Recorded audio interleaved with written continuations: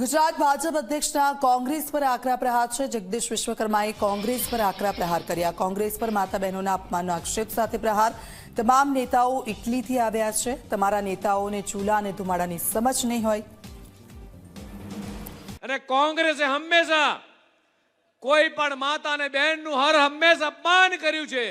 કોંગ્રેસના નેતા ભૂલી ના જાય કે ભારતમાં જીવે છે। મારી માતા હોય કે તમારી માતા હોય એ ઇટાલીમાં નથી જન્મી। કદાચ ઇટાલીમાં જન્મી હોત તો એને ગેસના બાટલા શું છે કે લાકડા શું છે ખબર ના હોત। તમારા નેતાના માતૃશ્રી ઇટાલીથી આવે છે એટલે એને કદાચ ચૂલાની ખબર નહીં હોય, ધુમાડાની ખબર નહીં હોય। ભૂંગળીથી એને ચૂલા નથી સળગાયા। મારીને તમારી માતાએ ચૂલા સળગાઈ, ખીચડી બનાવીને તમને મને મોટા કર્યા છે। કોઈની માતાનું અપમાન ના કરશો।